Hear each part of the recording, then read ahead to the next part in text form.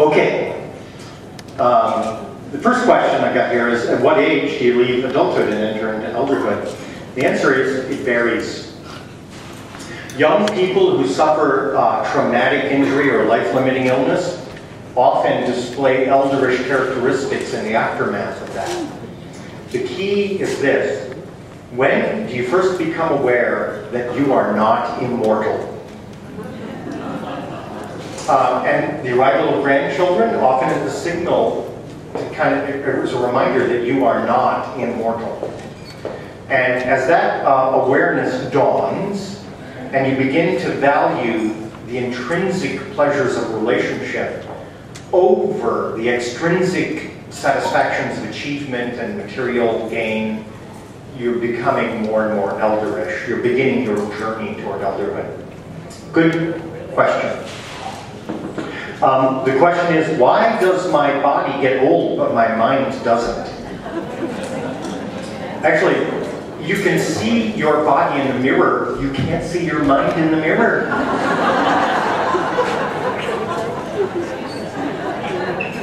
Maybe we should be glad.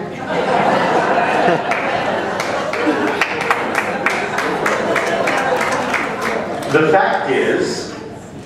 fact is that older people have a measurably increased emotional intelligence compared to younger people.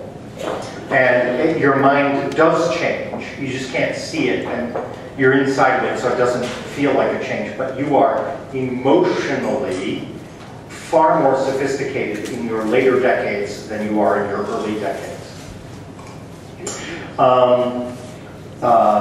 I have a question here. I'm denied access to my grandchildren, and I feel a yearning. What can I do? First off, I feel compassion for you because that's a terrible burden. But you can become an intentional grandparent. The function of grandparenting is the transmission of experience and wisdom and belief across generations. You can do it inside your little DNA kinfolk network. We call that grandparenting. Or you can do it outside of your DNA kinfolk network. And we kind of call that intentional grandparenting.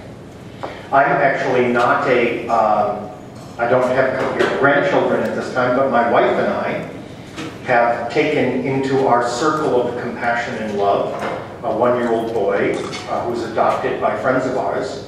And we are the honorary grandparents of this young fella. It's really fun! And who knows, I might have grandchildren someday, but I know I'll have Joshua, because he's a cool guy. Where does my energy and patience go?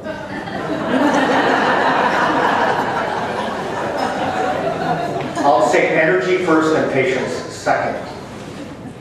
I actually am a pretty energetic guy. However, I'm in my early 50s. I can already feel that the reservoir of energy that I have available to me is less than it was 10 years ago. 10 years from now will be less than today. This is normal.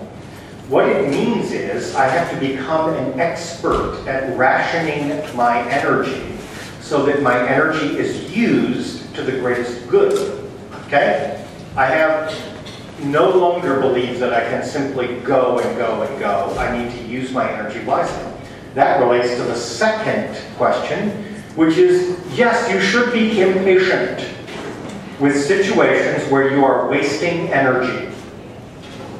Things that waste your energy are damaging to the world. Because if you're wasting energy, you don't have energy available for proper eldering, and other people lose. Okay? If I make it to my 90s, the amount of energy I will have available on a daily basis will be much smaller than today, but I hope to be a good steward of that energy, and I will probably be impatient with people who waste my energy. Very likely. How do we in the USA do a better job of incorporating elders into society? For example, you have the 40 Cornell students. Important thing is to put an end to the apartheid of older people, where older people are separated from and isolated from the younger world and are removed from consideration of the problems of the world. Being a geriatrician, I can tell you that one of the saddest things that gives me the heaviest heart is seeing an older person who is obsessively concerned about their own medications, their own bowel movements, their own sleep habits. The reason I distress over this is because this person has disappeared inside, is gone. The proper frame of reference for an elder is outside. And the happiest elders I ever see are those with the greatest concern for others. And there's a question in here I saw called, how do I age gracefully? The answer to that question is, care immensely more about other people than you care about yourself. It doesn't mean you should damage your own health or should do bad things for yourself, but you should be more concerned about how other people are going to be living after you're gone than you should be concerned about your own daily, ordinary problems.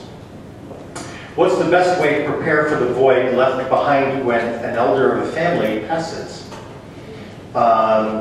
What steps can be taken after to assist surviving grandchildren?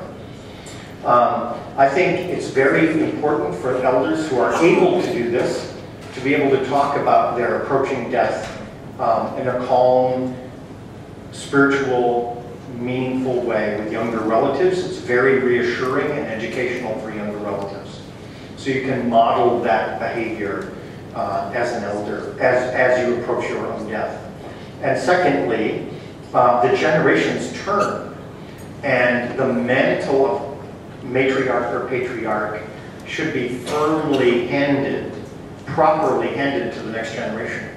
Because you held that, the elder held that responsibility for a period of years, and when they're gone, the next generation has to pick it up. And to help the young grandchildren understand that this is the way of life. How can we maintain our independence? You are not independent. You have never been independent, and you will never be independent. Thank you. I just want you to know, I blame John Wayne. You ever see these movies where he's riding across the desert?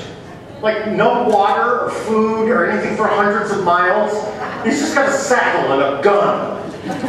Well, that's not how it works. Ever since you were born, you have depended on other people. Right now, today, you depend on other people. I depend on other people. And on your dying day, you will depend on other people. After you're dead, you depend on other people to dispose of the body. Okay?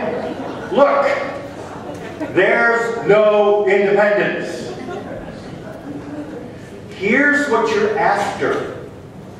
Here's what you want. You want to have say over the manner in which you depend on other people. That's what you want. When you enter a situation where you depend on other people and you have no say about that relationship or how it unfolds, that's not nice. That's bad. The number one offender in that regard in America is the conventional nursing home. Number one offender. There's a question here. What is the greenhouse? I'm actually, as you may not surprise you, I am a nursing home abolitionist.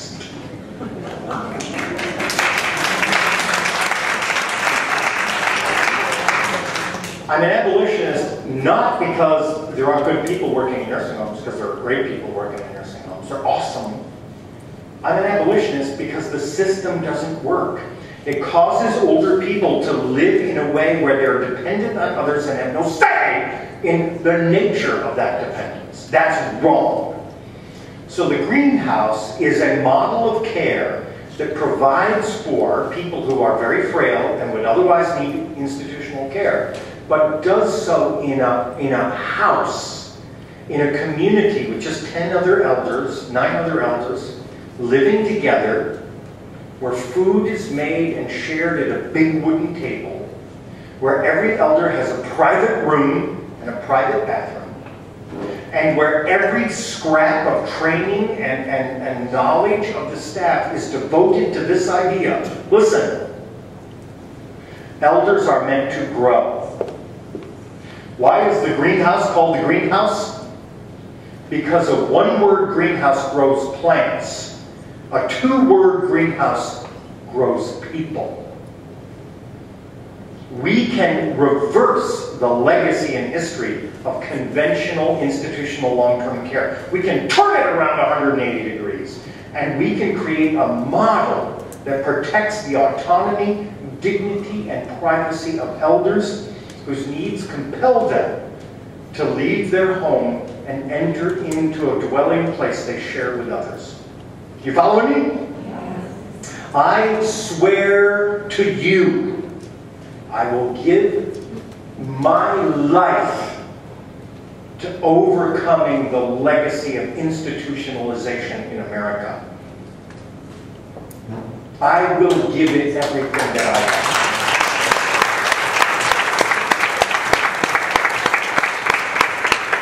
Okay, let's see what we got here. How do I improve on the errors that my parents made that I am making now?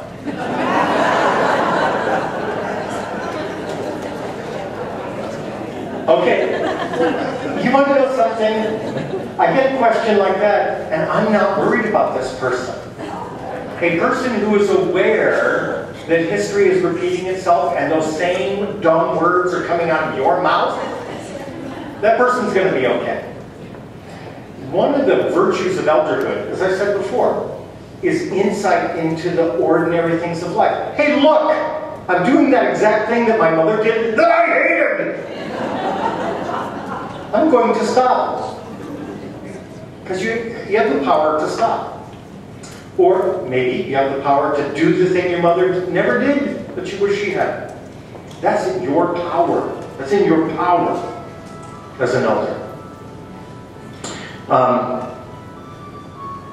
Okay, so I got another question on what age elders, and you've got that. How can an elder help adult children take advantage of the family elder's wisdom? It's really difficult. There's geriatricians have an old saying that, you know, elders die from blood loss from biting their tongue. Yeah.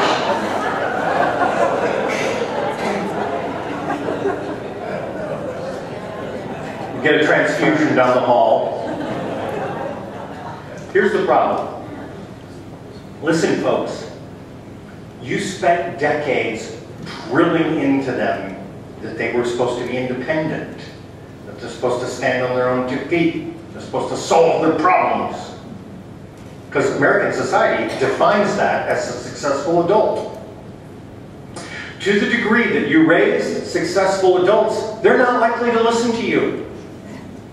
Because they identify their place in life as the pinnacle. Okay? Mid-adulthood is identified in American culture as the pinnacle of life. They look at childhood and elderhood as something less than mid-adulthood. Okay? So it's hard for them to imagine that elders would have something really useful to say about this. Now, my experience tells me that whenever possible, it's best to show, don't tell. So the challenge for an elder in a situation like this, where you have successfully raised adult children who are completely wrapped up in the illusion of immortality, okay? And see themselves as the pinnacle of human experience. The problem for you is to show them without telling them what you want them to know. Okay. One way to do that is to begin to reveal, if you think you can, the true family story. There's the false family story that everybody told about why Uncle Ernie left and who's really the father of that little red kid. And then there's the real story. To the extent that you can welcome your adult children a little bit into the truth of elderhood, one way to do that, and you know your own family in the proper way, is to begin to pull the curtain aside and begin to tell them what the real story is. Okay? That's one way of engaging them. In my experience as a geriatrician, adult children tend to be fascinated with the real story.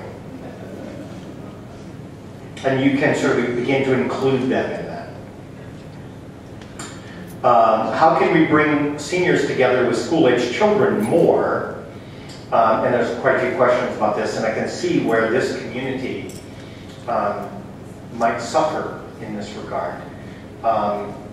There's a fantastic program called Generations of Hope, where older people take up residence in a small community and share their living quarters. You know, everybody has their own apartment, but live next to foster families where adults have adopted challenging and at-risk youth.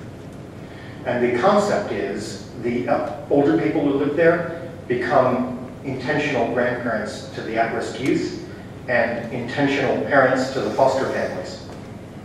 It turns out to utterly transform the opportunities and capacities for those young children. Can you see why? This goes back again to this idea. How do you make change in the world? You decide. This is important. I'm going to put my reserve of energy into this problem. And I'm going to keep moving toward a solution that can repair the world, and I'm not going to stop. Look around you. You see evidence of this. Thank you. Oh, have I ever given my presentation to young adults? Oh my God, yes, and how hilarious. I'll just give you some of the lines I use with young people because it's so much fun. One thing I like to remind them is that they should stop worrying about their faces because that flat, featureless skin is definitely going away. No matter what they do, they will have wrinkles. I like to share with them, I didn't go into it in detail with you guys, but I like to share with them the knowledge that on an emotional level, they're very stunted creatures. Young people spend more time in a bad mood than older people, less time in a good mood than older people. And when you ask young people to describe, no offense to young people, when you ask them to describe their emotional state, they really have two answers. I feel bad. I feel good. That's it. I once gave a lecture to a group of young people where I was talking about poignancy, which is, as you know, the experience of having happiness and sadness dwell simultaneously inside of you. Okay? The older people in the audience know what this is. I had a younger person raise their hand and go, "You mean you can feel sad and happy at the same time?" I'm like, "Yeah, you can." And she had no clue. She had only ever felt sad or happy because she emotionally wasn't really developed. So young people, middle-aged people, are not terribly well developed. I'm sorry. They have a long way to go. and I'm hopeful for them that they will outgrow adulthood. What benefit can people with Alzheimer's be to a community? People living with dementia. People living with dementia, as anybody would know, I could talk about this actually all day, but I'll give a really concentrated thing. I've taken care of people living with dementia for a long time. I've seen lots and lots of experience with it. The deal is this: people living with dementia can be identified as people who are suffering cognitive losses, or they can be identified as people who have an expanding spiritual awareness. Now, I gave a lecture at a public library in Anchorage in January. All the best invitations. A few years ago.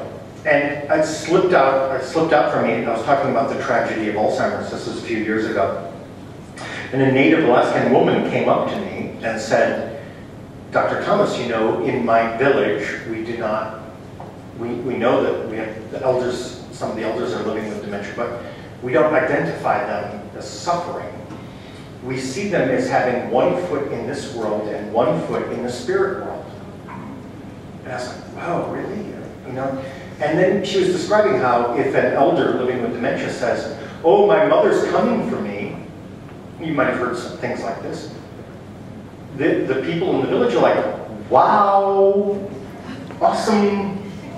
You can't do that. I mean, you can't see the spirit world and this world at the same time. I came back from that trip and I started walking around the nursing home where I was practicing, going, these are spiritually gifted people. And quickly I became aware that people living with dementia value more than anything else this moment, right now. And that people living with dementia get the most distressed when we attempt to drag them into a way of living that's constantly concerned about something other than this moment. I've seen this, of course, in nursing homes many times. And I don't have time to go into all the details, except to say to you that the ability to value relationship more than production, and the ability to value the moment more than the future, these are very important values that we need a lot. If we could learn. I often point out that there are men who sit in caves meditating for 10 years trying to get to that level of living in the moment. And I honor the elders who are living with dementia. Okay.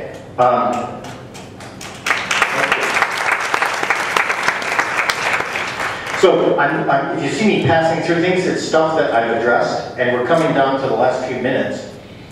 Oh, hey, this is a good one. Okay, why do young adults ages 12 to 16 look down on us seniors when we get no respect towards us? And then why are we called dirty old men?